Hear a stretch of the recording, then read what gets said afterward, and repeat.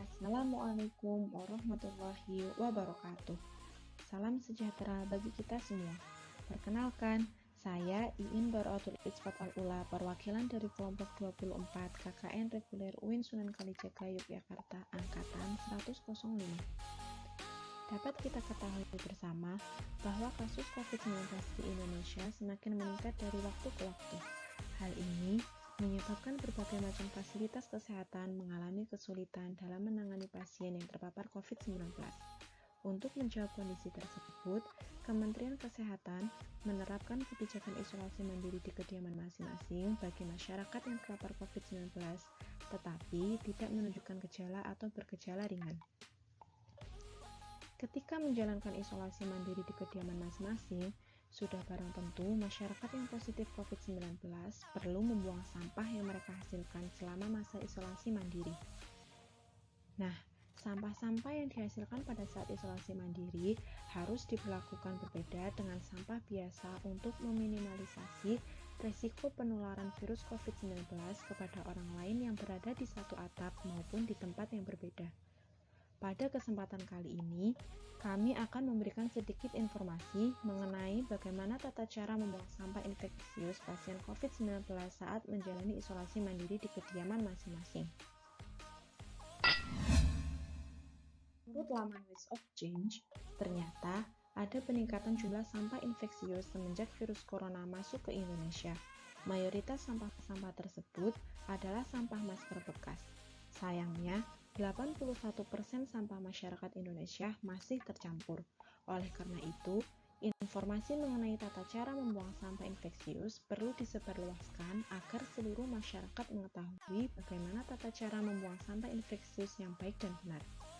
Tentu saja, hal ini bertujuan agar meminimalisir menyebarnya virus COVID-19 akibat tercampurnya sampah infeksius dengan sampah biasa. Sebelum membahas tata cara membuang sampah infeksius yang baik dan benar lebih jauh, perlu diketahui terlebih dahulu apa sih sebenarnya sampah infeksius itu. Sampah infeksius adalah sampah yang berkaitan dengan pasien penyakit menular yang memerlukan isolasi, termasuk pasien COVID-19. Yang termasuk sampah infeksius antara lain masker medis bekas pakai, tisu, kapas, alat makan sekali pakai, bungkus makanan, bungkus obat, dan peralatan lain yang dipakai selama menjalani perawatan COVID-19. Sampah infeksius banyak jenisnya. Karena jenisnya berbeda-beda, maka cara menangani sampah infeksius sebelum dibuang ke kantong atau tempat sampah infeksius pasti juga berbeda-beda.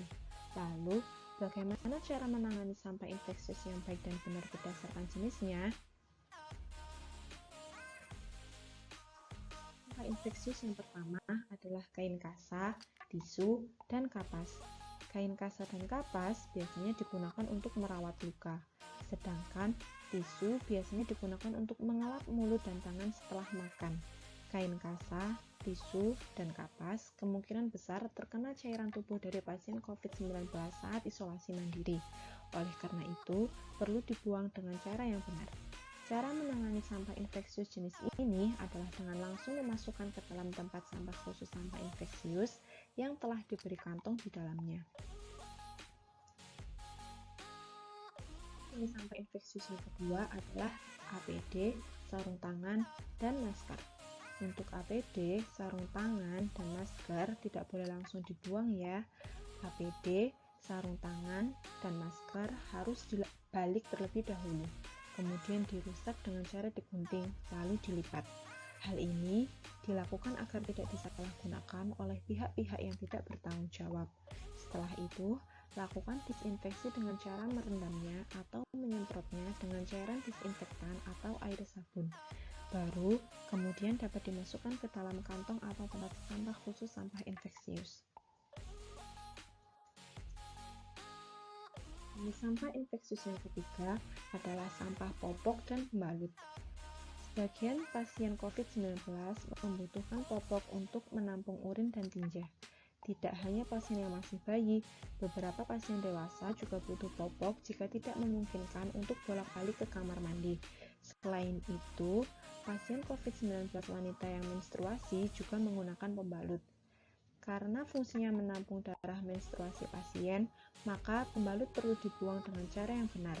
Yang harus dilakukan pertama kali dalam menangani sampah popok dan pembalut adalah dengan membuang tinja dan darah menstruasi pada popok dan pembalut sekali pakai di jamban yang terhubung dengan tangki septik. Kemudian, bungkus popok dan pembalut sekali pakai yang sudah dibersihkan dengan kertas bekas atau koran bekas. Baru kemudian dapat dimasukkan ke dalam kantong atau tempat sampah tertutup, khusus sampah infeksius. Jenis sampah infeksius yang terakhir adalah sisa bahan makanan, dan kemasan makanan. Sisa makanan dari pasien COVID-19 pasti terkontaminasi dengan air liur mereka, oleh karena itu harus dibuang dengan benar. Saat hendak membuang sampah sisa bahan makanan, dan kemasan makanan ke tempat sampah infeksius, maka yang harus dilakukan pertama kali adalah memasukkan ketiganya ke dalam salah satu bekas kardus atau plastik. Ketika sudah menjadi satu, maka dapat dibuang ke dalam kantong atau tempat sampah khusus sampah infeksius. Setelah mengetahui jenis-jenis sampah infeksius dan bagaimana cara menangani sampah-sampah tersebut sebelum dibuang ke tempat sampah khusus infeksius, maka kita harus mengetahui bagaimana tata cara membuang sampah infeksius yang sudah ditangani ke dalam kantong atau tempat sampah khusus sampah infeksius. Pertama, siapkan tempat sampah khusus untuk sampah infeksius. Kemudian, beri kantong plastik berlapis atau 2 rangkap. Kemudian, tandai plastik tersebut, misalnya dengan tulisan sampah infeksius atau gunakan plastik berwarna kuning. Dengan menandai limbah infeksius, maka akan membantu petugas kebersihan mengenalinya, sehingga sampah tersebut bisa diperlakukan secara khusus demi mengurangi risiko penularan. Kemudian, letakkan tempat sampah di depan kamar atau di sudut ruangan, dan jangan diletakkan dekat dengan tempat tidur. Maksimal 2 hari sekali atau saat tempat sampah sudah terisi penuh 3/4-nya, segera ikat dan buang. Jangan lupa untuk menggunakan masker dan sarung tangan saat hendak menyentuh kantong sampah infeksius. Kemudian, semprot cairan disinfektan sebelum dibuang atau diserahkan pada petugas kebersihan. Segera cuci tangan menggunakan sabun setelah menyentuh kantong sampah infeksius. Dan terakhir, semprot tempat sampah infeksius dengan cairan disinfektan sebelum diisi dengan kantong plastik yang baru. Pada kenyataannya, tidak semua masyarakat Indonesia yang menjalani isolasi mandiri dapat menikmati layanan pengumpulan sampah infeksius dari petugas kebersihan, terutama di wilayah-wilayah pedesaan.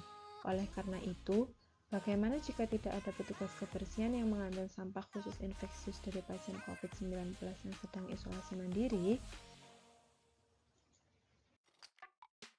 Jika tidak ada petugas kebersihan maupun layanan pengumpulan sampah infeksius, maka cara termudah untuk mengelola sampah infeksius yang telah dikumpulkan adalah dengan cara dibakar. Hal ini sesuai dengan anjuran berbagai pihak-pihak berwenang yang mengatakan bahwa sampah infeksius pasien isoman harus dibakar. Dan pembakaran sampah infeksius harus dilakukan oleh pasien itu sendiri untuk meminimalisir penularan virus COVID-19 melalui sampah infeksius. Demikian yang dapat kami informasikan mengenai tata cara membuang sampah infeksius dari pasien COVID-19 yang menjalani isolasi mandiri di kediaman masing-masing. Terima kasih sudah meluangkan waktu untuk belajar bersama. Tetap waspada terhadap penularan virus COVID-19 dengan selalu memakai masker, mencuci tangan pakai sabun di air mengalir, menjaga jarak, menjauhi kerumunan, dan membatasi mobilitas. Wassalamualaikum warahmatullahi wabarakatuh.